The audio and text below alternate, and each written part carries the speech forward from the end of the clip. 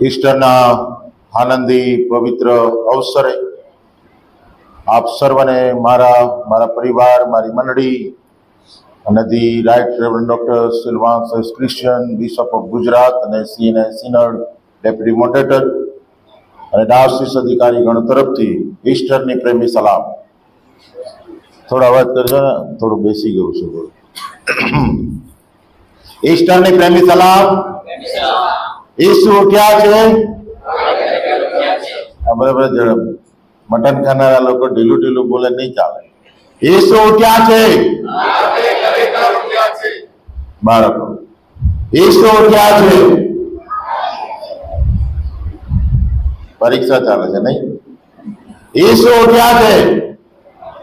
તમને કહું છું, તમને બોલો છોકરાઓ.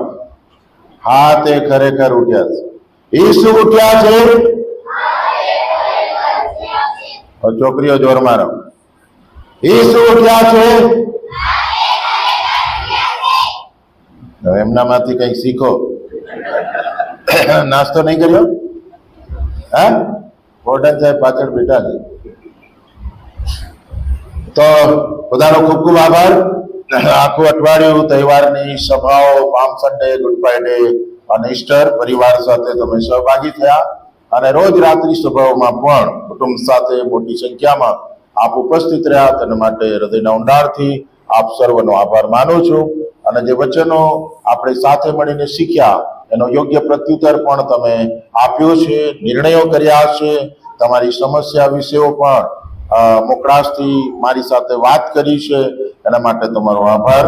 તમારી પ્રાર્થના ઉત્તેજન માટે હૃદયના ઊંડાણથી આભાર માનું છું. ક્વાયરનો ખાસ આભાર માનું છું, કારણ કે વિષય આધારે ગીતો તેમણે તૈયાર કર્યા, સહકાર આપ્યો અને ચર્ચની જે ડિસિપ્લિન છે એ જોઈને મને બહુ આનંદ થયો. પ્રભુના નામને ધન્યવાદ. બહુ ઓછા ક્વાયર આવી રીતે સમર્પિત સેવાઓ આપતા હોય છે, પણ અમે સીએનએ ઝાલોદને માટે ધન્યવાદ આપીએ છીએ. પ્રભુના નામને જે જયકાર કરીએ છીએ. માન્ય પાળક સાહેબ અને એમનું કુટુંબ, એમના ધર્મપત્ની અને એમના દીકરા, પાસ્ટરેટ કમિટી, વિવિધ અંગો, બધાના માટે ધન્યવાદ. આભાર વિધિ પછી કરીશું, પણ હૃદયના ઊંડાણથી તમારો ખૂબ ખૂબ આભાર માનું છું. 3 થી 4 વાર હું આવી શક્યો નથી આમંત્રણ હોવા છતાં, પણ તેમ છતાં મને બોલાયો અને આગ્રહ સાથે બોલાય કે બધા જ દિવસો રહેવાનું છે. નહીં તો આજે હું મારી મંડળીમાં હોત. અને સવારે મારા દીકરાનો ફોન હતો કે આ પહેલી ઈસ્ટર છે કે તે અમારી સાથે નથી. પણ સેવાનો આ એક ભાગ છે. પ્રભુ પહેલા અને પછી બધું આવે છે, પણ પ્રભુએ કૃપા આપી માટે ધન્યવાદ.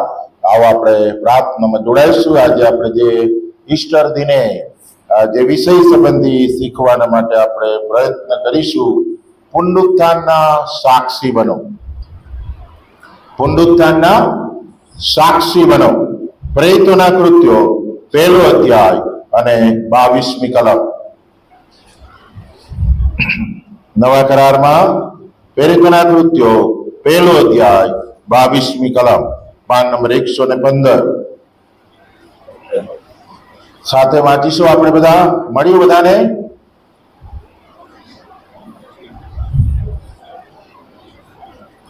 તે સગળા વખતમાં જે માણસો આપણી સાથે ફરતા હતા તેઓમાંથી એક જણે આપણી સાથે તેના પુનરુત્થાનના સાક્ષી થવું જોઈએ.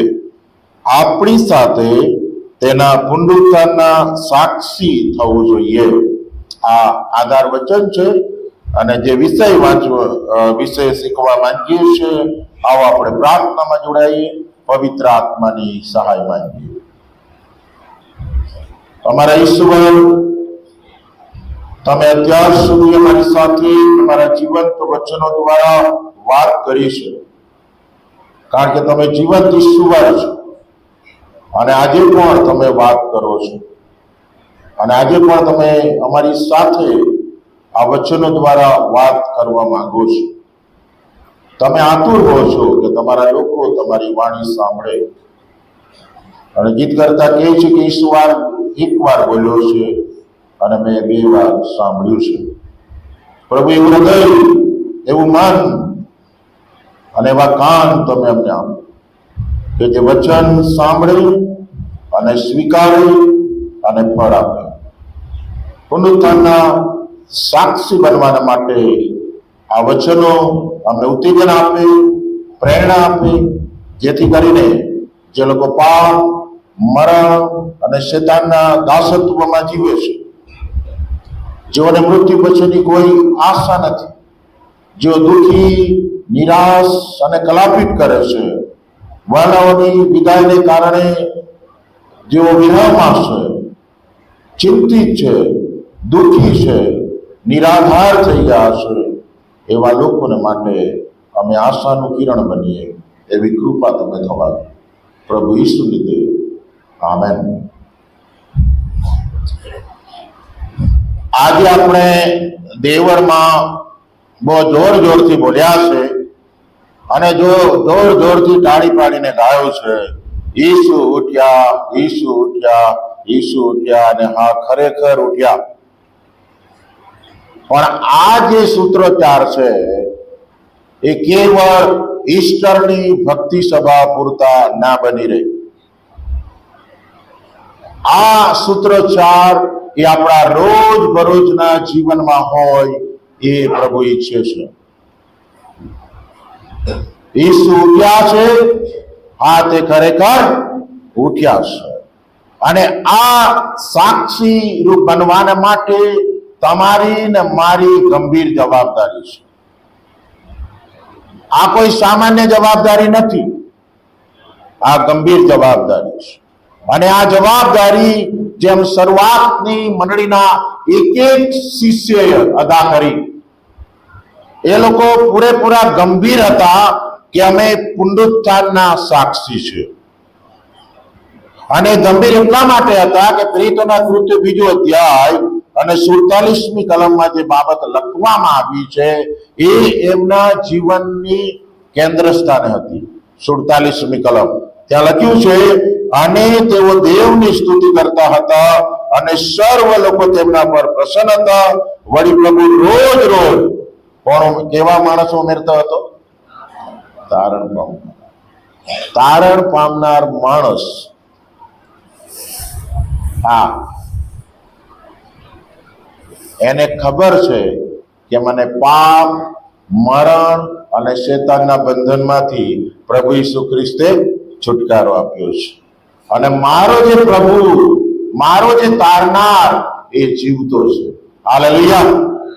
અને માટે આ 3000 થી વધારે લોકો જે મંડળીમાં ઉમેરાયા એ પૂરેપૂરી ખાતરી સાથે, સભાનતા સાથે ઈસુ ઉઠ્યા છે એ વાત જાહેર કરતા હતા. તારણ પામનારા લોકો, જ્યાં સુધી આપણે પાપ, મરણ અને શેતાનના દાસત્વમાંથી મુક્તિ પામતા નથી અને ઈસુ ખ્રિસ્તને આપણા વ્યક્તિગત તારનાર અને પ્રભુ તરીકે સ્વીકારતા નથી, ત્યાં સુધી આપણે પુનરુત્થાનના સાક્ષી અસરકારક રીતે બની શકતા નથી.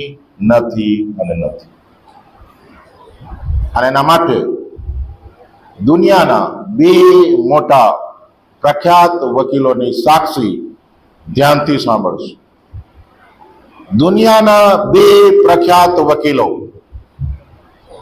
જે પુનરુત્થાનમાં માનતા નહોતા, એમાંનો એક વકીલ બ્રિટિશ વકીલ ફ્રેન્ક મોરિસન. બ્રિટિશ વકીલ હતા, બહુ જ જ્ઞાની અને પ્રખ્યાત. અને એ પ્રભુ ઈસુ ખ્રિસ્તના સારા જીવનથી પ્રભાવિત હતા. સારા જીવનથી પ્રભાવિત હતા, શિક્ષણને માનતા હતા, પણ એ બહુ સ્પષ્ટપણે માનતા હતા કે ઈસુ ઉઠ્યા નથી. ઈસુ ઉઠ્યા નથી, આ બહુ સ્પષ્ટ હતા. અને પછી પુનરુત્થાનનો નકાર કર્યા પછી બાઇબલનો એમણે વધારે અભ્યાસ કર્યો, પુનરુત્થાનના પુરાવાઓનો તપાસ કર્યો અને પછી એમણે સ્વીકાર્યું કે આ પુરાવા અને બાઇબલના અભ્યાસ પછી હું એક તારણ પર આવ્યો છું અને મારા વ્યક્તિગત અનુભવ પરથી હું તારણ પર આવ્યો છું કે ઈસુ ખ્રિસ્ત ઉઠ્યો છે. અને એના ખાતરીના આધારે એણે એક પુસ્તક લખ્યું અને પુસ્તકનું નામ છે પથ્થર કોણ ગબડાવશે.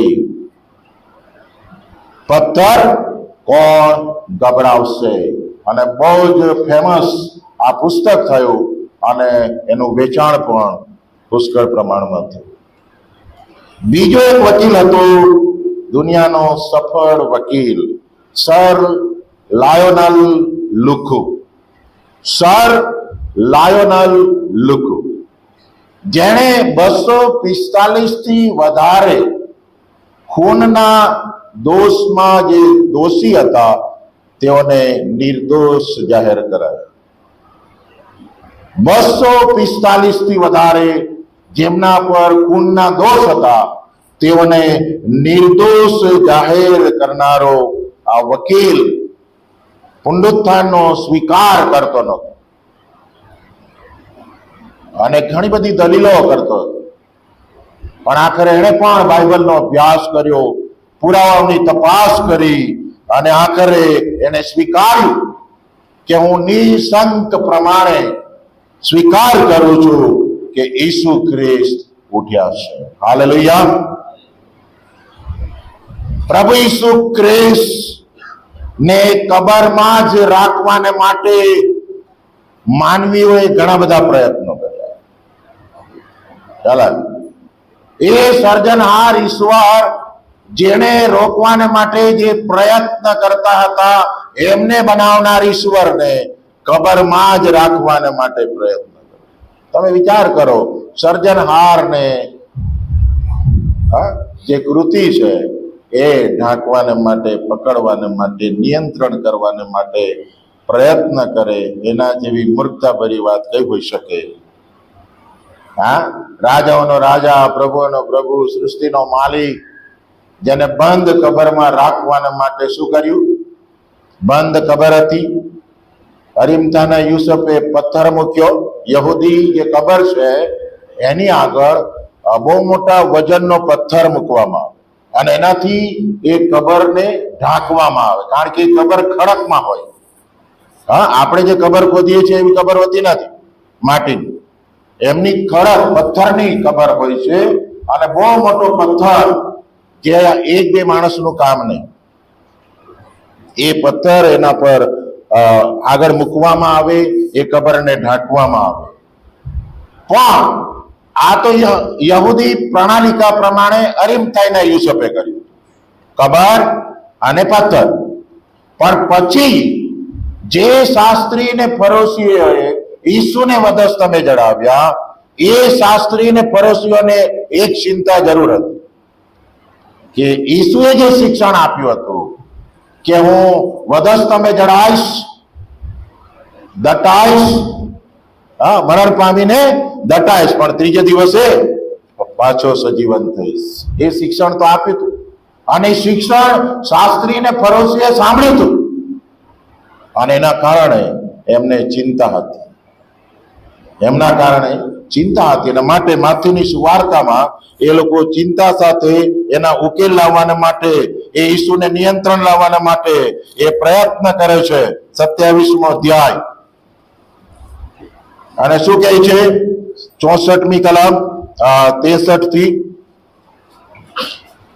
હવે સિદ્ધિકરણને બીજે દહાડે મુખ્ય યાજકો તથા ફરીસીઓએ પિલાત પાસે એકઠા થઈને કહ્યું કે સાહેબ, અમને યાદ છે કે તે ઠગ જીવતો હતો ત્યારે તે કહેતો હતો કે 3 દાડા પછી હું ઉઠીશ. અને પછી કહે છે, એ માટે 3 દાડા સુધી કબરનો જાપ્તો રાખવાની આજ્ઞા કર. રખે ને તેના શિષ્યો રાત્રે આવે ને તેને ચોરી જાય ને લોકોને એમ કહે કે મહિલામાંથી તે ઉઠ્યો છે અને છેલ્લી ભૂલ પહેલીના કરતા મોટી થશે. એમને ખબર પડી કે વધસ્તંભે લટકાવ્યા એ પણ અમારી ભૂલ છે. હાલેલુયા. વધસ્તંભે ઈસુને લટકાવ્યા એ પણ અમારી ભૂલ છે. અને હવે એમને ખ્યાલ આવ્યો કે આ ઠગ નથી પણ સત્ય છે, અને એ સત્યને રોકવાને માટે આ જૂઠ અનેક એવા પ્રયત્નો કરે છે. અને એમાંનો પહેલો પ્રયત્ન શું છે? 65. ત્યારે પિલાતે તેઓને કહ્યું કે ચોકીદારો તમારી પાસે છે, તમે જાઓ ને તમારાથી બને તેવો તેનો જાપ્તો રખાવો. રોમન સૈનિક સામાન્ય સૈનિક નહોતો. એની જવાબદારી પૂરી નિષ્ઠાથી અને ક્રૂરતાપૂર્વક પણ અદા કરતો, જેમ કે વધસ્તંભની ક્રૂરતા ભરી શિક્ષા. એમને કોઈ દુઃખ નહોતું. અને જો રોમન સૈનિક કંઈક ચૂક કરે તો એને ભયંકર શિક્ષા કરવામાં આવે એની ફરજમાં. અને માટે સૈનિકો પૂરેપૂરી સભાનતા અને ગંભીરતા સાથે એ જવાબદારી અદા કરતા. અને આ શાસ્ત્રી ને ફરોશીઓને એ સિપાહીઓ આપવામાં આવ્યા કે ભાઈ 3 દિવસ સુધી તમે ચોકી કરો, એને બહાર નીકળવા નહીં દેતા. પછી ત્યાં લખ્યું છે 66મી કલમ, પછી તેઓ ગયા અને પથ્થર પર મોહર કરી. રોમન સામ્રાજ્યની મોહર, જે માદીઓના ઈરાદા કદી બદલાતા નથી. એકવાર મોહર વાગે રાજાની, ફાઇનલ. અને આ મોહર પથ્થર પર મારવામાં આવી. ચોકીદારોએ ચોકી કરી, પણ શું થયું? ત્રીજા દિવસે જે ઘટના બની તે 28મા અધ્યાયમાં છે. અને વિશ્રામવારની આખરે અઠવાડિયાને પહેલે દાડે પોર ફાટ્યો ત્યારે મગદલની મરિયમ તથા બીજી મરિયમ કબરને જોવા આવી. અને જુઓ, મોટો ધરતીકંપ થયો, કેમ કે પ્રભુનો દૂત આકાશથી ઉતર્યો ને ત્યાં આવીને કબરના મોં પરથી પથ્થરને ગબડાવીને તેના પર તે બેઠો. તેનું રૂપ વીજળીના જેવું અને તેનું લુગડું બરફના જેવું ઉજળું હતું. અને તેના ધાકથી ચોકીદારો ધ્રુજી ગયા અને મરણતોલ થઈ ગયા. ત્યારે દૂતે તે સ્ત્રીઓને કહ્યું કે બીમાં, કેમ કે હું જાણું છું કે વધસ્તંભે જડાયેલા ઈસુને તમે શોધો છો, તે અહીં નથી, કેમ કે તેના કહ્યા પ્રમાણે તે ઉઠ્યો છે. અને આવો ને જુઓ. હાલેલુયા. ધરતીકંપ, દૂત, કારણ કે પ્રભુ ઈસુ ખ્રિસ્ત એકલા માણસ નહોતા, એ દેવ હતા. સંપૂર્ણ દેવ અને સંપૂર્ણ માણસ. સંપૂર્ણ માણસ તરીકે મરણ પામ્યા, એમની દફનવિધિ થઈ, પણ દેવ તરીકે એ મૃત્યુને હરાવીને વિજયવંત થયા. અને એમને ખબર હતી પ્રભુ ઈસુ ખ્રિસ્ત જ્યારે યરુશલેમના વિજયવંત પ્રવેશ કરે છે, માર્કની લખેલી સુવાર્તા જેના સંદર્ભમાં આપણે જોયું હતું 10મો અધ્યાય અને 33 અને 34મી કલમ, જ્યારે વિજયવંત પ્રવેશ કરે છે ત્યારે એમને પૂરેપૂરી ખબર હતી, સભાનતા હતી અને ખાતરી પણ હતી. કઈ ખબર હતી? 33 અને 34. જુઓ, આપણે યરુશલેમ જઈએ છીએ. આ વિજયવંત પ્રવેશની વાત છે. અને માણસનો દીકરો મુખ્ય યાજકોને તથા શાસ્ત્રીઓને સોંપાશે, અને તેઓ તેના પર મરણદંડ ઠરાવશે, અને તેઓને વિદેશીઓને સોંપશે, અને તેઓ તેને મસ્કરી કરશે ને તેના પર થૂકશે ને તેને કોરડા મારશે ને તેને મારી નાખશે. આ અક્ષરશ પૂરું થયું. પણ હવે જે છેલ્લે બોલ્યા તે આજે પૂરું થયું. શું બોલ્યા? ત્રીજે દાડે તે પાછો ઉઠશે. આ પ્રભુ ઈસુ ખ્રિસ્ત કહી રહ્યા છે પોતાના શિષ્યો. પૂરેપૂરી ખાતરી અને સભાનતા સાથે પ્રભુ ઈસુ ખ્રિસ્ત યરુશલેમમાં વિજયવંત પ્રવેશ કરે છે. કોઈ શંકાને સ્થાન નથી. હા, એ સૈનિકોએ, શાસ્ત્રી ને ફરોશીઓએ માર્કની લખેલી સુવાર્તા 28મા અધ્યાયમાં જે અફવા ફેલાવી નાણાં લઈને કે ભાઈ ઈસુ ઉઠ્યા નથી, એ તો શિષ્ય એની સબને શું કર્યું? ચોરી ગયા. આ વાહિયાત દલીલો એમણે કરી હતી પૈસા લઈને. ભ્રષ્ટાચાર કેટલું ક્યાં સુધી જાય છે એ અહીંયા લખ્યું છે. અને 11મી કલમથી તમે જુઓ.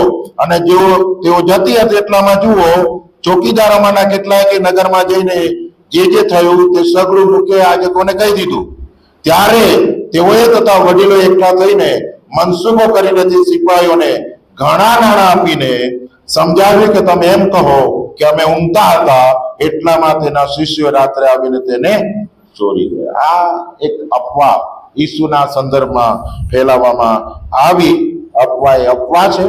ઈસુ ઉઠ્યા, ઈસુ જીવતા છે અને માટે મંડળી છે. હાલેલુયા.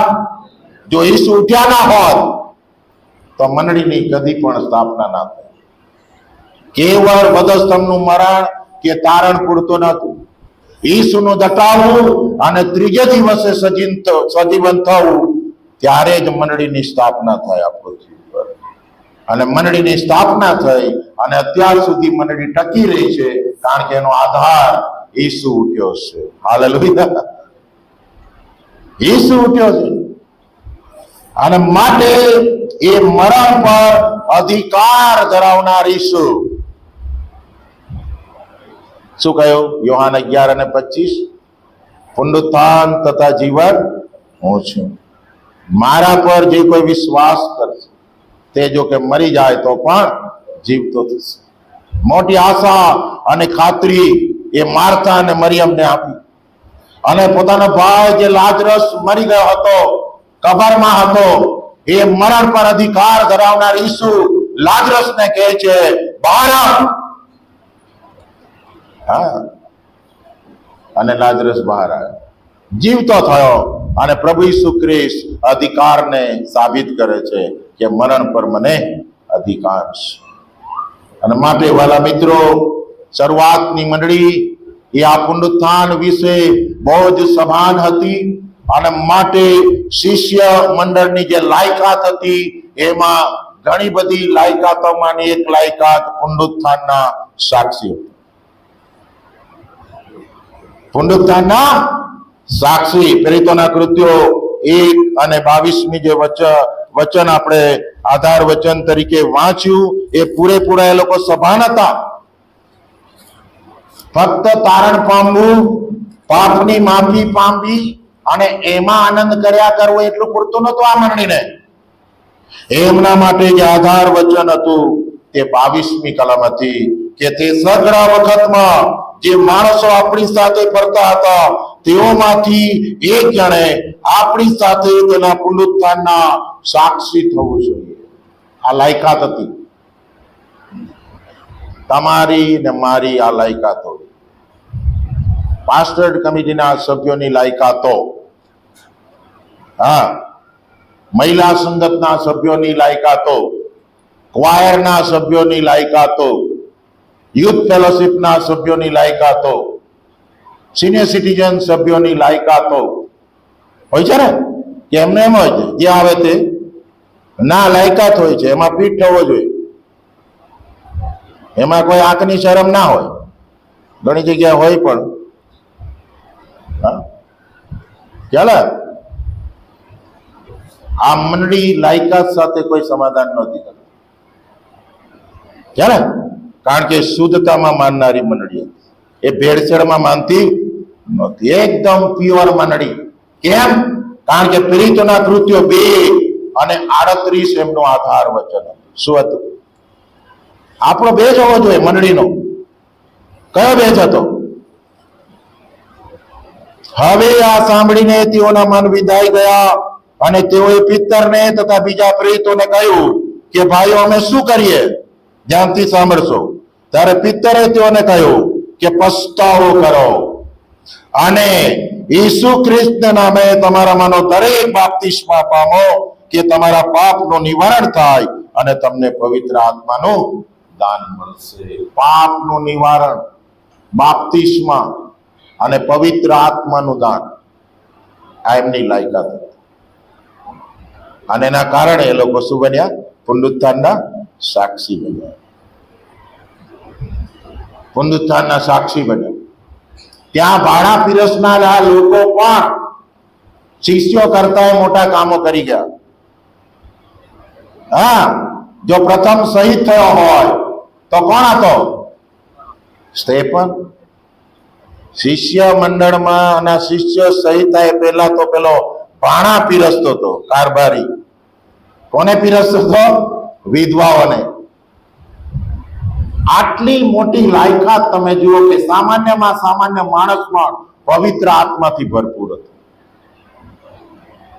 એ ફિલિપ બાણા પીરસનારો સમરિયા શહેરમાં ગયો, સુવાર્તા પ્રગટ કરી, સાજાપણાની સેવા કરી અને લોકો સાજા થયા, ઈસુની પાસે આવ્યા અને લખવામાં આવ્યું છે કે સમારિયા શહેરમાં આનંદ આનંદ થઈ ગયો. હાલેલુયા. બાણા પીરસનારો. હા, આપણે તો કે મિશન સુવાર્તા પ્રચાર સમિતિનું કામ, પ્રાર્થના સમિતિ વાળાનું કામ, અમારું નહીં. એ તો પારક સાહેબનું કામ. પુનરુત્થાનના સાક્ષી બનવાનો, સુવાર્તાની સાક્ષી આપવાની, એ તો આ ટીમ કરે. એમણે રિપોર્ટ આપવાનો અને એમને મારે પૂછવાનું તમે શું કર્યું, તો તે શું કર્યું. આ તો એક વ્યવસ્થા છે મંડળીની. ઘણી મંડળીમાં તો આ વ્યવસ્થા નથી. અહીંયા તો છે. કેટલા બધા નોન ક્રિશ્ચિયન આવ્યા છે, સામે ચાલીને આવે છે. ઘણા દેવળોમાં નથી આવતા. પ્રભુનો આભાર માનો. પછી એટલા પ્રાર્થના સુવાર્તા પ્રચાર સમિતિની જવાબદારી. બીજાને શું કરવાનું છે? આ મંડળીનો દરેક સભ્ય એના સંબંધી સભાન હતો કે હું પુનરુત્થાનનો સાક્ષી છું, હું પુનરુત્થાનનો સાક્ષી છું. અને પ્રભુ ઈસુ ખ્રિસ્ત પુનરુત્થાન પામ્યા પછી 40 દિવસ આ પૃથ્વી પર રહ્યા, શિષ્યોને દર્શનો આપ્યા અને ત્યારબાદ સ્વર્ગારોહણ કરે પહેલા એક ગંભીર પ્રકારની જવાબદારી એમણે મંડળીને સોંપી. માથથી 28મો અધ્યાય અને 16 થી આગળ. 40 દિવસ આ પૃથ્વી પર પ્રભુ ઈસુ ખ્રિસ્ત રહ્યા. એમણે સાબિતી આપી કે હું ઉઠ્યો છું. અને એની સાક્ષી કોણ હતા? બહેનો, પછી શિષ્યો. અને એમ કરતા કરતા ઘણા બધા લોકોને ખબર પડી કે ઈસુ ઉઠ્યા છે. અને પછી 16મી કલમમાં લખવામાં આવ્યું છે કે 11 શિષ્યો ગાલિલમાં એક પહાડ પર જ્યાં ઈસુને તેઓએ જવાનું કહ્યું હતું ત્યાં ગયા અને તેઓએ તેને જોઈને તેનું ભજન કર્યું. પણ કેટલાકને સંદેહ આવ્યો. સ્વર્ગારોહણ પહેલા પ્રભુ ઈસુ ખ્રિસ્ત આ શિષ્યોને 3 ગંભીર જવાબદારી સોંપે છે. 28મી કલમ, જેને શાહી આદેશ કહેવામાં આવે. રાજાનો શાહી આદેશ એની પ્રજાએ માનવો રહ્યો ને રહ્યો. જો તમે ને હું રાજા તરીકે ઈસુને માનીએ છીએ, સ્વીકારીએ છીએ અને એની પ્રજા છે, તો આ શાહી આદેશની આધીનતામાં આવવું ફરજિયાત છે. કઈ આદેશ છે? 19મી કલમ. એ માટે તમે જઈને સર્વ દેશનાઓને શિષ્ય કરો, બાપ તથા દીકરા તથા પવિત્ર આત્માને નામે તેઓને બાપ્તિસ્મા આપતા જાઓ. અને 20મી કલમ, મેં તમને જે જે આજ્ઞા કરી તે સર્વ પાળવાનું તેઓને શીખવતા જાઓ. 3 ગંભીર જવાબદારી. આ કોઈ વિનંતી નથી. રાજા કદી વિનંતી નહીં કરે પ્રજાને. એ તો આદેશ જ આપે. આદેશ ગમે કે ના ગમે, શાહી આદેશને આધીન થાવ. સીએનઆઈ મણિનગરમાં જ્યારે હું હતો ત્યારે વાર્ષિક સાધારણ સભામાં આ એક ઠરાવ અમે કર્યો હતો. શાહી આદેશની આધીનતામાં મંડળીની આસપાસ 5 નવી મંડળીઓની સ્થાપના કરવી. હા, સાધારણ સભાનો ઠરાવ.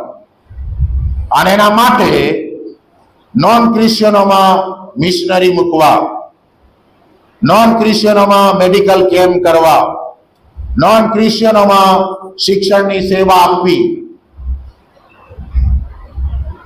અને 2025 સુધીમાં 5 નવી મંડળી બનાવી. આ દર્શન, અને આ દર્શનને પ્રાર્થના સાથે શરૂ કર્યું. અને 3 વર્ષમાં એક મંડળી ઊભી થઈ, ઈશ્વર કૃપા ચર્ચ સીએનઆઈ. હાલેલુયા. હા, 2 ઘર લેવામાં આવ્યા. એ 2 ઘરમાં એક નીચે હોલ બનાવવામાં આવ્યું, ઉપર ચર્ચ બનાવવામાં આવ્યું અને ઉપર પાસ્ટર હાઉસ બનાવ્યું. આજે એસી હોલ અને એસી ચર્ચ અને એસી પાસ્ટર હાઉસ. ઈશ્વર કૃપા ચર્ચ આ પહેલી ભેટ આ દર્શનને કારણે મળી. બીજા 4 જગ્યાઓમાં ઓઢવ, ગોમતીપુર અને વિવેકાનગર અને લક્ષ્મીનારાયણ અને સુખરામનગર અહીંયા ભક્તિ સભાઓ ચાલે છે, કોટેજ મીટિંગ ચાલે છે. દર્શન શાહી આદેશને પરિપૂર્ણ કરવાના માટેનું દર્શન હોવું બહુ જરૂરી છે.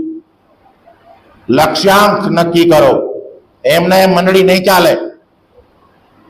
હું આ મંડળી પર આવ્યો તો આ મંડળીને મારે 5 વર્ષમાં ક્યાં લઈ જવાની છે એ દર્શન મારી પાસે હોવું જોઈએ.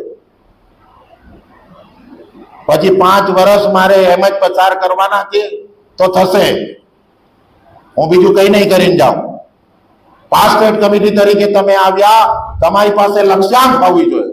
મહિલા સંગઠન તરીકે આવ્યા, તમારી પાસે લક્ષ્યાંક હોવી જોઈએ. હા, કંપની પાસે શું હોય છે? લક્ષ્યાંક હોય. આટલું ઉત્પાદન, આટલું વેચાણ અને આટલો નફો, ચલો. અને એ ઉત્પાદન કરવાના માટે, એ લક્ષ્યાંકને પહોંચી વળવાના માટે એ લોકો રાત દિવસ મહેનત કરે છે. એના વેચાણને માટે રાત દિવસ મહેનત કરે છે અને પછી સરવાળો કરે છે કે આપણે જે નફાનું લક્ષ્યાંક કર્યું હતું એના સુધી પહોંચ્યા કે નહીં, આપણને ખોટ તો નથી ગઈ, વગેરે વગેરે. આપણે એનું મૂલ્યાંકન કરીએ છીએ. સાધારણ સભા તો મળે, રિપોર્ટ વંચાય, ચર્ચાઓ પણ થાય, પણ શું હકારાત્મક ચર્ચા થાય છે? નાની નાની ભૂલો શોધવાની, જણાવવાની, એ તો બધું કરે યાર. એમાં કોઈ પડવાની જરૂર નથી. એક એવો વિચાર રજૂ કરો કે જે મંડળીને ફાયદામાં. હાલેલુયા. અને મોટા મોટા ઉદ્યોગપતિઓ સૌથી વધારે પુસ્તકો વાંચે, પણ બાકી પુસ્તક નહીં વાંચે. એ મુખ્ય જે વિષય હોય ને, એક વાક્ય એ વાંચે, અને એના આધારે પોતાની કંપનીને ઊંચાઈ પર લઈ જવાના માટે પ્રયત્ન કરે. ઇલોન મસ્ક, હા, પ્રભુને ઓળખનારો આ બિઝનેસમેન ઇલોન મસ્ક, એ શું કરે ખબર? એ લાયકાત જોતો નથી, પણ જેને ખરેખર આ કામમાં રસ છે ને એને નિમણૂક આપે. કામ કરવાનો જેને આનંદ આવે એવા લોકોને એ નિમણૂક કરે, અને એના કારણે આજે એનો તમે બિઝનેસ છો. અને પોતે એની બર્થડે હતી, આખી રાત એને કામ કર્યું હતું. લખવામાં આવ્યું છે કે એની બર્થડેમાં પણ આખી રાત એને મહેનત કરી હતી, ને જે ટાર્ગેટ હતો કાર બનાવવાનો, 300 કાર બનાવવાનો, એ ટાર્ગેટને એને પૂરો કર્યો 3 મહિના. 3 મહિના. મંડળી એમને એમ નહીં ચાલે. એ દર્શન જોઈશે. એ લક્ષ્યાંકને પરિપૂર્ણ કરવાના માટે સમર્પણ આપણને જોઈશે. એ શાહી આદેશ કોઈ વિનંતીના રૂપમાં નથી આપવામાં આવ્યો. એ તમારી ને મારી ગંભીર જવાબદારી છે. અને પહેલો જે શાહી આદેશ છે શું છે? એ માટે તમે જઈને સર્વ દેશનાઓને શું કરો? શિષ્ય કરો. સર્વ દેશના, યાદ રાખજો, આ શબ્દ વાપર્યો છે. સગળા લોકો તારણ પામે, સગળાને સત્યનું જ્ઞાન પ્રાપ્ત થાય, પુનરુત્થાનના સાક્ષી એ અનુભવ તેઓ પણ પ્રાપ્ત કરે, પાપ, મરણ અને શેતાનના બંધનમાંથી એ પણ છુટકારો પામે. માટે તમે જાઓ,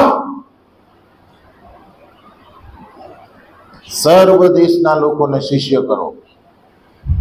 કેવળ ખ્રિસ્તી કરો એવું નથી લખ્યું, શિષ્ય.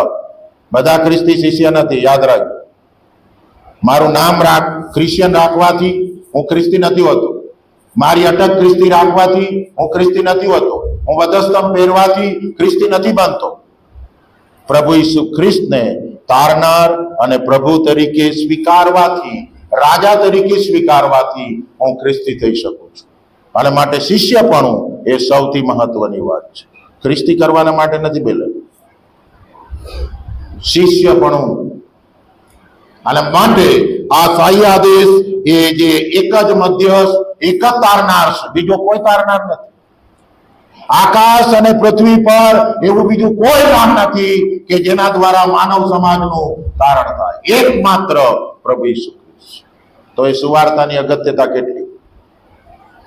જો તારનાર નહીં મળે તો શું? લોકો નાશમાં જશે, અનંતકાળિક નાશ. અને એના જવાબદાર કોણ?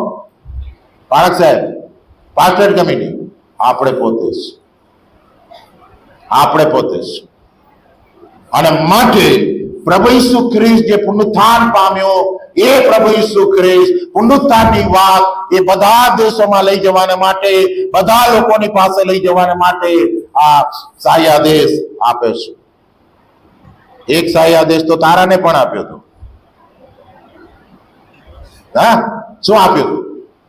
માંગીઓને તારનારની પાસે લઈ જા. આ તારો સૂર્ય નહોતો, આ તારો ચંદ્ર પણ નહોતો, સામાન્ય ઘણા બધા તારાઓ આકાશમાં છે. એમાંનો એક તારો જેને કહેવામાં આવ્યું કે આ માંગીઓ જે છે એને તારનારની પાસે તું લઈ જા. અને માથીની લખેલી સુવાર્તા 2 અધ્યાયમાં તારાએ શું કર્યું? 9મી કલમથી, ત્યારે તેઓ રાજાનું કહેવું સાંભળીને ગયા, અને જુઓ જે તારો પૂર્વમાં તેઓ દીઠો હતો તે તેઓની આગળ ચાલતો ગયો, ને બાળક હતો તે ઠેકાણા ઉપર આવીને થંભ્યો. હાલેલુયા. જો તારો પ્રભુનું કહેલું કરતો હોય, અને આપણે એવા દાવા ઠોકીએ છીએ કે અમે ખ્રિસ્તી, અમે શિષ્યો, અમે શિષ્યાઓ, તો આપણામાં આજ્ઞાધીનતા છે? હા, આ તારો કઈ બીજી જગ્યાએ ના લઈ ગયો. જ્યાં ઈસુ હતો ત્યાં એ કાગડા એલિયાને ખાવાનું આપવાનું હતો તો ત્યાં ગયા. એ માછલી યુનાને ગળી જવાનું હતું તો ગળી ગઈ. એને ઓકી કાઢવાનો હતો, ઓકી કાઢ્યો. યોગ્ય જગ્યાએ, ઓસ્ટ્રેલિયા નહીં. જો આ લોકો આધીન થતા હોય તો સુવાર્તાને માટે, પુનરુત્થાનના સાક્ષી બનવાને માટે આપણી આધીનતા કેટલી? યાદ રાખીએ, તારાની આધીનતાને કારણે માંગી લોકોએ તારનાર પ્રભુ ઈસુ ખ્રિસ્તને પ્રભુ તરીકે સ્વીકાર્યા. ત્યાં લખવામાં આવ્યું છે 11મી કલમ, અને ઘરમાં જઈને તેઓએ બાળકને તેની માં મરિયમની પાસે દીધો અને પગે પડીને તેનું ભજન કર્યું. કેવળ આ બાળક નથી, આ તો રાજાઓનો રાજા અને પ્રભુઓનો પ્રભુ અને તારનાર છે, અમારો ઈશ્વર છે, અને માટે પગે પડીને ભજન કર્યું. આ સેવા આપણે કરવાની છે. જીવતા દેવને લોકો ઓળખે, એને તારનાર અને પ્રભુ તરીકે જાણે, એ પાપ અને મરણ અને બંધનમાંથી એ લોકો છુટકારો પામે. આ આપણી સેવાઓ છે. એ જન્મથી અપંગ માણસ, પ્રેતોના કૃત્ય 3 અધ્યાયમાં લખવામાં આવ્યું છે, 40 વર્ષથી એ અપંગ હતો. એ દરવાજાની બહાર ભીખ માંગતો હતો. પિત્તર ને યોહાનની પાસે ભીખ માંગી કે અમને કઈ મળશે.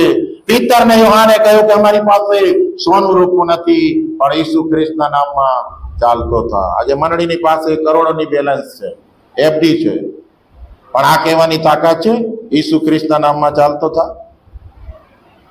છે તાકાત? છે સામર્થ્ય? પૈસા હોવા ખોટું નથી, પણ મંડળીનો આધાર આજે પવિત્ર આત્માનું સામર્થ્ય બનવાને બદલે પૈસો બની ગયો છે. પૈસો બની ગયો છે. એ આગેવાનો જેમણે પ્રભુ પર આધાર રાખવાનો છે, પૈસા પર આધાર. રોજની રોટલી આજ અમને આપ, રોજની રોટલી આજ અમને આપ. આપણો આધાર એકમાત્ર પ્રભુ હોવો જોઈએ. નહીં કે આપણું તાલંત, નહીં કે આપણી આવડત, નહીં કે આપણું જ્ઞાન, નહીં કે આપણે પૈસા. એનાથી કોઈ સફળ થયો નથી ને થશે પણ નહીં મંડળીમાં.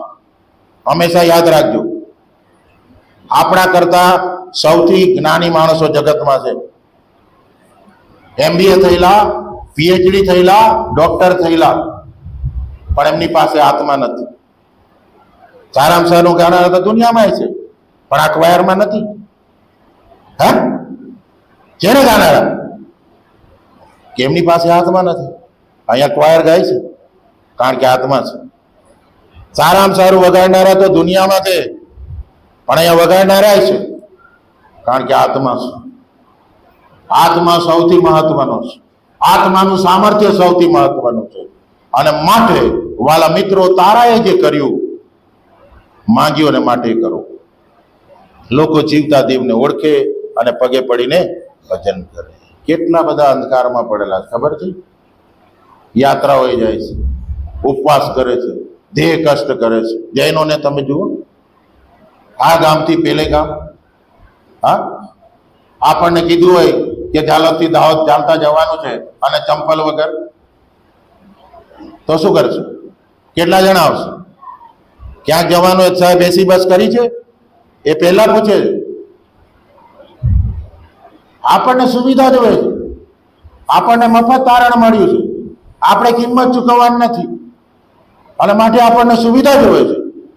અંધકારમાં પડેલા લોકો કેટલી કિંમત ચૂકવે છે, કેટલા બલિદાનો આપે છે, કેટલો દેહ કષ્ટ કરે છે. કદી આપણે વિચાર કર્યો છે? એ સુવાર્તાની ગંભીરતા જે તારાએ સમજી. ભલે તારો માણસ નહોતો, પણ મારા પ્રભુએ કહ્યું છે, મારા સર્જનારે કહ્યું છે, અને માટે હું માંગ્યોને લઈ જઈશ. માંગ્યો તારનાર પ્રભુને સ્વીકાર્યા પછી શું કર્યું? ત્યાં લખ્યું છે, પછી તેઓએ પોતાની જોડણી છોડીને સોના તથા લોભાન તથા બોરનો નજરાણો કર્યું. તન મન ધન પ્રભુ તુજ ચરણે. સોનું આપતા કચકાયા નહીં સાહેબ. જેને પ્રભુ મળે ને એ જીવ આપી દે. જેને પ્રભુ મળે ને, જેને પ્રભુ પ્રત્યે પ્રેમ હોય ને, એને સોનું આપતા કોઈ ના રોકે. હાલેલુયા. ગઈકાલે બધું જોયું ને, 6 જણા, એને કોઈ ના રોક્યું. એ વિધવા ભાઈને કોઈ રોક્યું? એની તંગી, એની વિધવાપણું, એની ગરીબાઈ? ના, કારણ કે એનો પ્રભુ પર પ્રેમ હતો. જ્યાં સુધી પ્રભુ પર આપણો પ્રેમ નથી હોતો, સૌથી વધારે, ત્યાં સુધી પ્રભુને સારામાં સારું અને આવકના પ્રમાણમાં કદી નહીં આપીએ સાહેબ, કદી નહીં. ભલે લાખ રૂપિયા કમાતા હો, હા, ભલે. આ લોકોએ આપ્યું. અને પછી શું કર્યું ખબર? એમનું સમર્પણ તમે જુઓ. 12મી કલમ. અને હેરોદ પાસે પાછા જવું નહીં એમ સ્વપ્નમાં ચેતવણી મળ્યાથી તેઓ બીજે માર્ગે પોતાના દેશમાં ગયા. બીજે માર્ગે જવું એના માટે સરળ નહોતું, કારણ કે હેરોદે એમને આદેશ આપ્યો હતો કે પ્રભુ મળે ને તો પાછા અમને જણાવજો. ચાલો. અને આ માંગીઓ જાણતા હતા કે હેરોદ ઈસુને મારી નાખશે, અને માટે પોતે જીવના જોખમે બીજા માર્ગે જતા રહ્યા. જીવ આપવાને માટે તૈયાર થઈ ગયા, કારણ કે જાણતા હતા કે હેરોદ કેટલો બધો ક્રૂર છે. અને જ્યારે માંગ્યો એ ઠગ્યો, ત્યારે કયો આદેશ બહાર પાડ્યો? 2 વર્ષથી નીચેના નર બાળકોને શું કરો? મારી નાખો. જો એમની બીકે, રાજાની બીકે આ માંગ્યું એમની પાસે ગયા હોત તો ઈસુની શું હાલત થઈ? ઈસુને બચાવવામાં માંગીઓનો બહુ મોટો રોલ હતો. જીવના જોખમે. ફક્ત સોનું નહીં આપ્યું, છટકી નહીં ગયા, જીવ આપવાની તૈયારી. આ છે તૈયારી સુવાર્તાને માટે, પુનરુત્થાનના સાક્ષીને માટે. આ તૈયારી આ લોકો પાસે હતી, શરૂઆતની મંડળી પાસે હતી. અને માટે વાલા મિત્રો, જે શાહી આદેશ તમને મને આપવામાં આવ્યો છે, આજે ઘણા બધા લોકો દાહોદ, ઝાલોદ વિસ્તારમાં અંધકારમાં પડેલા છે. ગયા વખતે પણ મેં કહ્યું હતું, 21 લાખની વસ્તી અને 0.47% ખ્રિસ્તી લોકો. હા, 21 લાખની વસ્તીમાં 0.47% જ લોકો છે. કદાચ થોડા ઘણા ફેરફાર હોય અને 0.52 પણ થયો હોય, 55 પણ થયો. પ્રભુનો આભાર. હજુ પણ પાપ અને મરણ અને શેતાનના બંધનમાં લોકો જીવી રહ્યા છે. એમને મર્યા પછીના જીવનની કોઈ આશા અને ખાતરી નથી. એમના શ્રેણીજનની વિદાય એમના માટે આંખમાંથી આંસુ લાવનારી બની જાય છે. એ લોકો કલાપીટ કરે છે, એ લોકો લુધારું કરે છે, અને એ લોકો ચિંતિત થઈ જાય છે કે અમારા વાલાઓનું શું. કારણ કે એમને ખબર નથી કે મર્યા પછી શું થવાનું છે. યાદ રાખીએ વાલા મિત્રો, દુનિયાની પાસે બહુ બધું જ્ઞાન છે, લોકો ચંદ્ર પર જાય છે, આકાશમાં જાય છે, ઘણું બધું કરે છે, પણ મર્યા પછીના જીવન વિશેની કોઈ ખાતરી નથી. કોઈ ખાતરી નથી. જ્ઞાન તો છે, તમે પૂછજો કોઈને પણ કે ભાઈ તારું મરણ આવે તો ક્યાં જવાનું, નથી ખબર.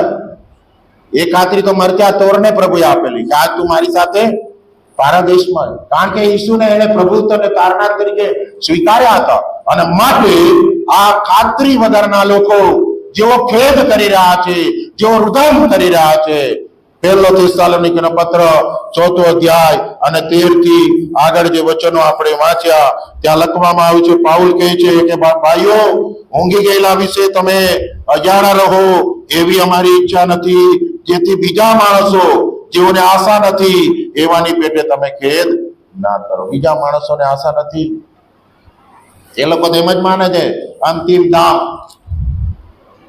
આખરી મંજિલ, બસ પૂરું.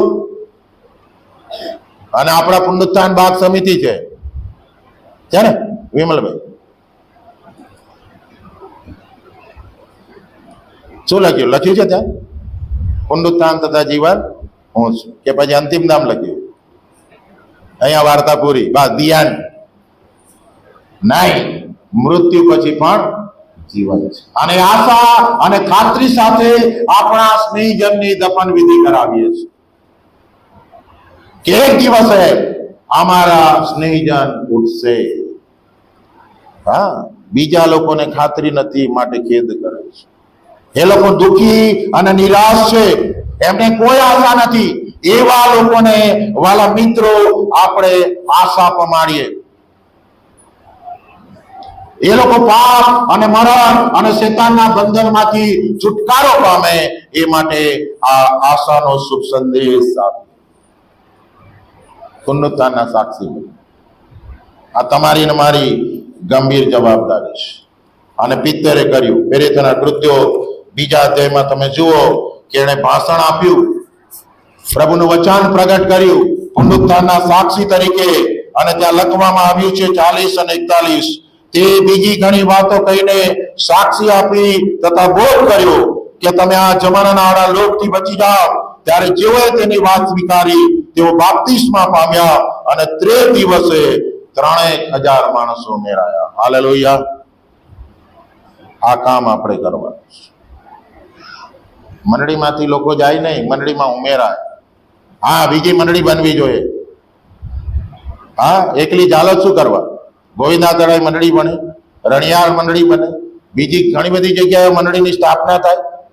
હા, પણ આપણે નવી મંડળી બનાવવામાં તો બહુ પાછળ છે. આપણને તો જૂની મંડળી બહુ ગમે. અહીંયા મારું બાપ્તિસ્મા, અહીંયા મારું લગન. હા, એ તો છૂટે જ નહીં. ક્યાંથી નવી મંડળી બને સાહેબ? અમને તો મોટી મંડળીમાં આગેવાની જોઈએ, નાની નાની મંડળીમાં શું આગેવાની કરવાની? નહીં બને. મંડળી બનાવવાનું દર્શન હોવું છે. લગ્ન થાય તો શાની અપેક્ષા રાખે લગ્નવાદીઓ પાસે? હે, માત પિતા બને. શું બને? માત પિતા બને. એના ઘરે બાળક આવે. હા, બાળક આવે, વંશ વેલો. મંડળી નહીં બનાવે ને તો એને આત્મ તપાસ કરવાની અને ડોક્ટરી સારવારની જરૂર છે. આ ઝાલોદ મંડળીની સ્થાપના થયા કેટલા વર્ષો થયા? કેટલા વર્ષ થયા? એ પાદરી સાહેબને પૂછવાનું. આ લખ્યું હશે આગળ, ઈસવીસન કેટલા વર્ષ થયા? હા, સારું, જેટલા હોય એટલા. આપણે ગણિતમાં નહીં પડવું. 50 થયા? હા, 100 ને ઉપરની મંડળી. કેટલી મંડળી બનાવી? કેટલી બનાવી આપણે? હે, ઇતિહાસ હશે ને તમારો? CNI મણિનગર રાયગઢ માંથી અલગ થઈ. રાયગઢ મંડળી માતૃ મંડળી છે અમદાવાદને માટે. એમાંથી એલિજ બ્રિજ, એમાંથી બેરામપુરા, એમાંથી મણિનગર, એમાંથી સાબરમતી, સાબરમતીમાંથી ગાંધીનગર, ગાંધીનગર માંથી કર્મચારીનગર, એલિજ બ્રિજ માંથી વાસણા, વાસણામાંથી તલતેજ.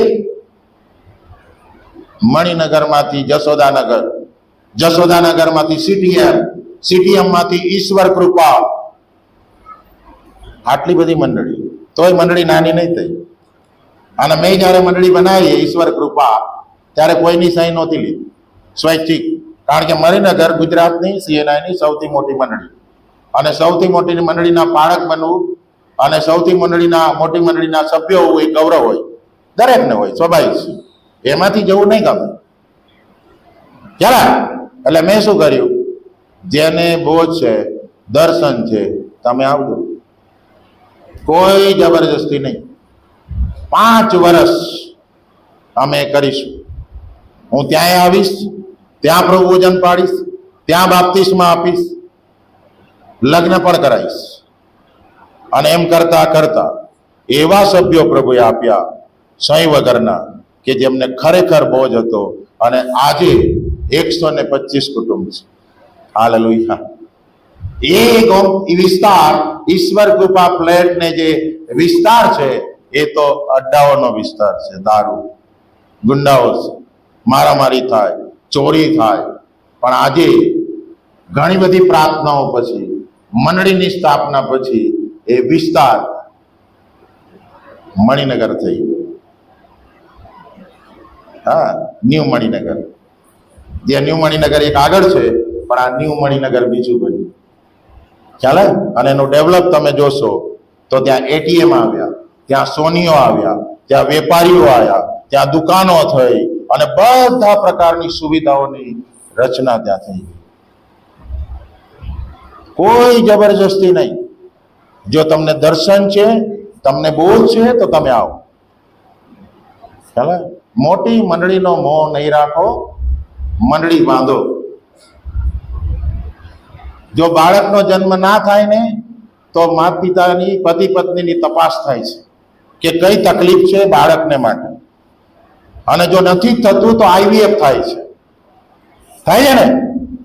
અને પછી એને બાળકનું દાન મળે. તો તમે દત્તક પણ મંડળી લઈ શકો છો, નથી થતી તો એની તો કાળજી લઈ શકો જાલત તરીકે. પ્રભુએ તમને કેટલા આશીર્વાદ આપ્યા છે.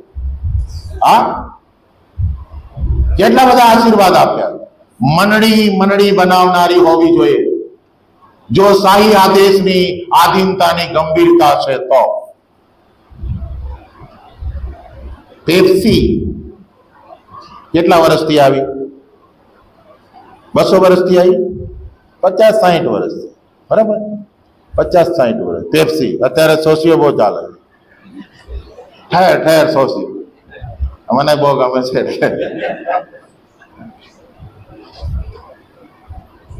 ફ્રૂટ જ્યુસ છે પેપ્સી. આ પેપ્સી, આ થમ્સઅપ, આ સોસિયો, આ માઝા ક્યારે આવ્યા? 30, 40, 50 વર્ષ. પણ તમે જુઓ કે આજે ગામડે ગામડે છે. એ લોકો કેમ ગામડે ગામડે પહોંચી ગયા? કેમ પહોંચી ગયા? કદી આપણે મંથન કર્યું? એક નાની અમથી દુકાને પેપ્સીની બાટલી વેચાશે, હે? અને 250 વર્ષથી વધારે વર્ષો પહેલા સુવાર્તા મળી. ઈસવીસન 70 તો ભારતમાં સુવાર્તા આવી ગઈ. થોમા લઈને આવ્યો.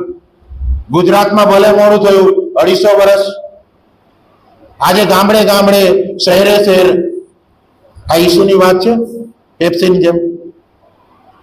એ પેપ્સી વેચનારો ઈસુ જાણે છે? નથી જાણતો. એને પેપ્સીની ખબર છે.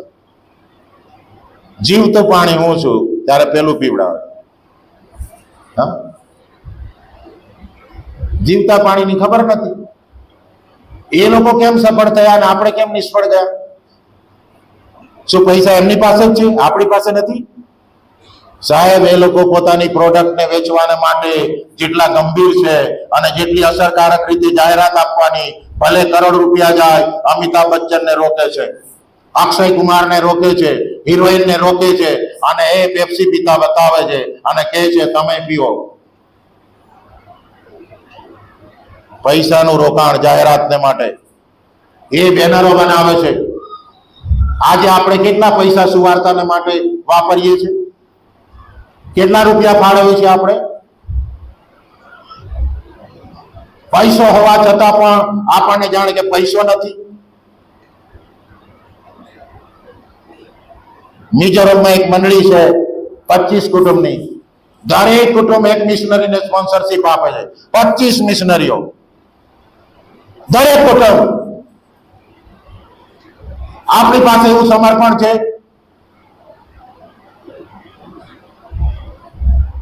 અને સૌથી સારામાં સારી રીત સુવાર્તાની, જે સંસ્થામાં હું કામ કરું છું, United Christian Prayer for India, UCPI, એ લોકો સતાવણી વગર અસરકારક રીતે થોડા સમયમાં સારું પરિણામ નવા વિશ્વાસીઓને મળે એ માટે એ લોકો જે શીખાડે છે તે આ પ્રમાણે: એક ખ્રિસ્તી વ્યક્તિ 10 અન્ય ધર્મી જે મિત્રો છે, ચાહે હિન્દુ, મુસ્લિમ કે કોઈ પણ ધર્મના હોય, એમની યાદી બનાવે. આ અમારી પાસે છે 10 અન્ય ધર્મી મિત્રો છે કે નહીં? બેનપણીઓ છે જેની જોડે બર્થડે ઉજવો છો, જેની જોડે તમે જમાવો છો, છે કે નહીં? નોન ક્રિશ્ચિયન મિત્રો છે? અરે બોલો તો ખરા યાર. હા છે, તો યાદી બનાવો 10 જણા. એ 10 જણાને માટે જો તમે યાદી બનાવશો તો ઝાલોદમાં કેટલા સભ્યો છે? 500. ચાલો 500 પકડીએ. એક જણ 10 તો 500 જણાના 10 કેટલા થાય? 5000 થાય. 5000 ને માટે પ્રાર્થના થશે રોજ, નામ સાથે. આ ચિઠ્ઠી મારી પાસે છે, જ્યાં રોજ પ્રાર્થના કરું છું. અને એમને પ્રાર્થના કરો અને એમના સારા માઠા પ્રસંગમાં તમે એમના ઘરે જાઓ, એમના માટે પ્રાર્થના કરાવો. આ સાદી સરળ રીત છે. આવો આપજો સાહેબ, હું કોપી આપીશ તમને. બધાની પાસે આ રાખો, બાઇબલમાં રાખો, રોજ પ્રાર્થના કરો એમના માટે અને પ્રભુ એમને છુટકારાનો આશીર્વાદ આપશે. સાદી ને સરળ રીત, કોઈ સતાવણી નહીં થાય. મારો મિત્ર છે જેને ત્યાં હું વાળ કપાવા જાઉં છું, એટેસ્ટથી સુવાર્તાની વાત કરું છું. મારા ધારાસભ્ય છે, મિત્ર છે, નોન ક્રિશ્ચિયન છે, એટેસ્ટથી વાત કરું છું સુવાર્તાની. કદી મને લાફો નહીં મારી. કેમ? કારણ કે મારો મિત્ર છે, મારો મિત્ર છે.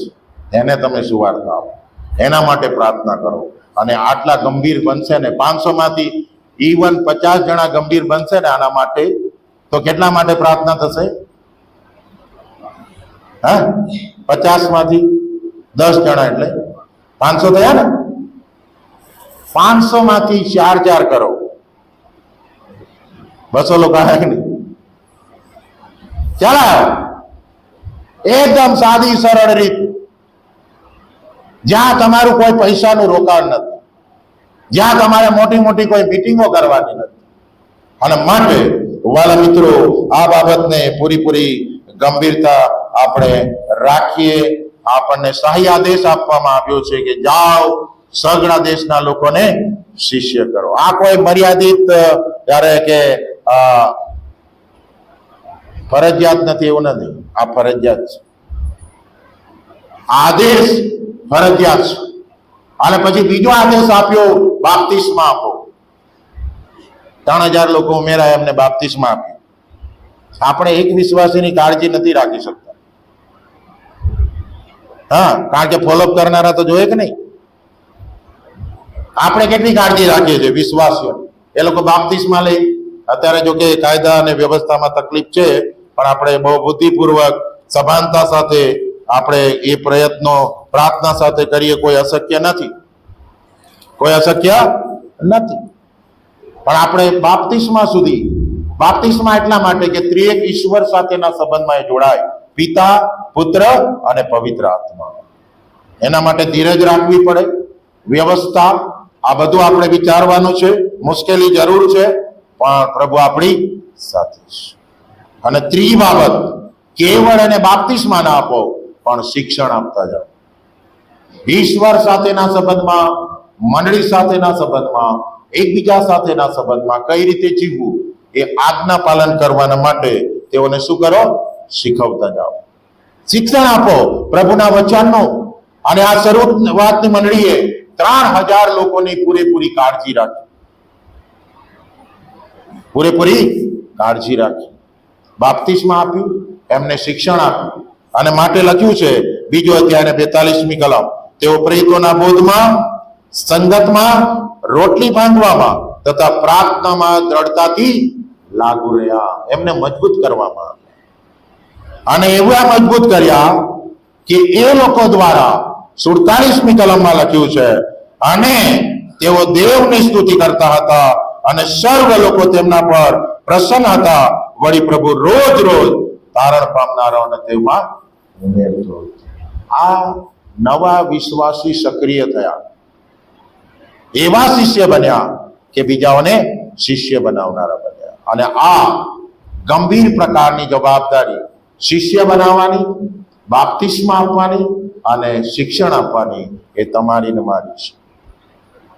અને આ કાર્યમાં પ્રભુએ આપણને 2 ખાતરી આપી છે. 3 જવાબદારીની સાથે 2 ખાતરી. 28મો અધ્યાય અને 18મી કલમ. અને ઈસુએ ત્યાં આવીને તેઓને કહ્યું, આકાશમાં તથા પૃથ્વી પર સર્વ અધિકાર મને અપાયો છે. આપણે પ્રભુ ઈસુ ખ્રિસ્તના અધિકાર સાથે જવાનું છે. અધિકાર સાથે, બીતા નહીં. હા, ઘણા બધા લોકો બહુ ફફડે છે યાર, મને કઈ સમજાતું નહીં.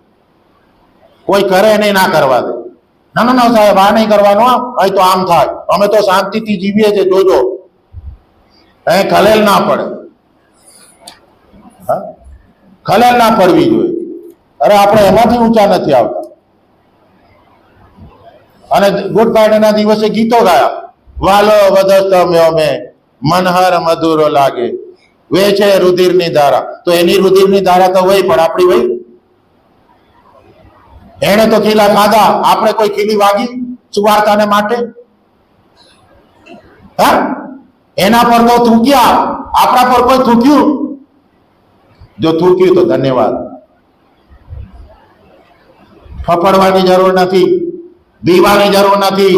આકાશ અને પૃથ્વી પર સર્વ અધિકાર ધરાવનાર ઈશ્વર આપણી સાથે છે. હાલેલુયા.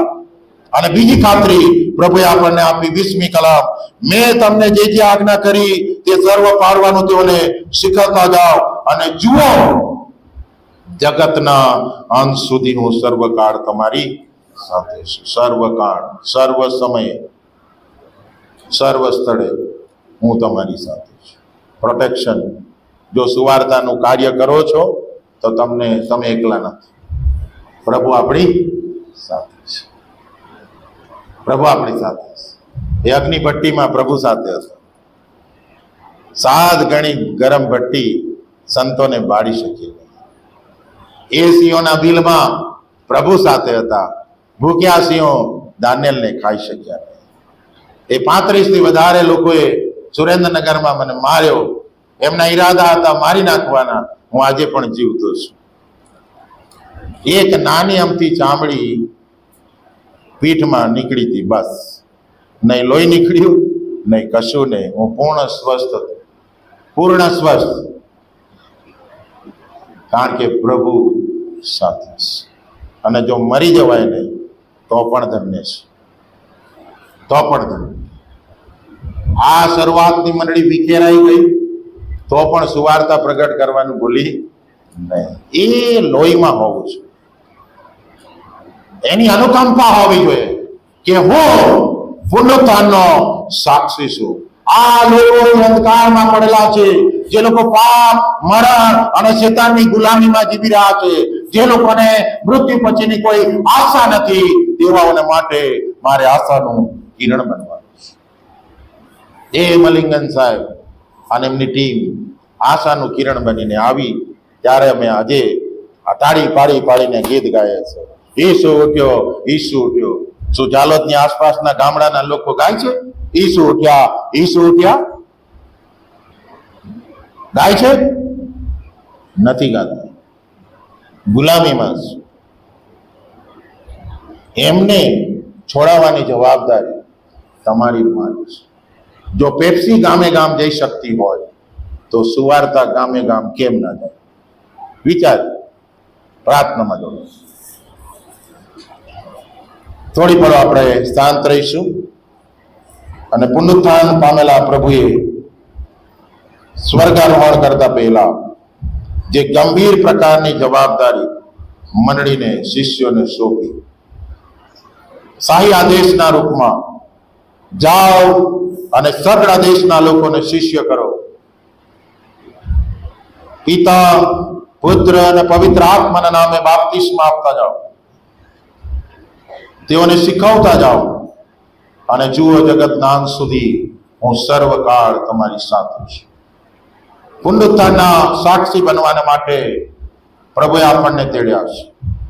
એ અંધકારમાં પડેલા લોકો, એ પાપ, મરણ અને બંધન, શેતાનના દાસત્વમાં પડેલા લોકો, જેમને મરણ પછીના જીવનની કોઈ ખાતરી નથી, તેઓને માટે શું આપણે પુનરુત્થાનના સાક્ષી બન્યા છે?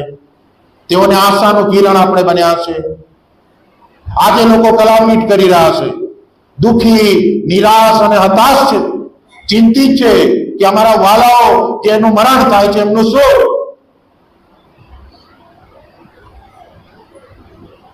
ઈસુ ઉઠ્યાની સાક્ષી આપો, મંડળી તરીકે, કુટુંબ તરીકે, વ્યક્તિ તરીકે.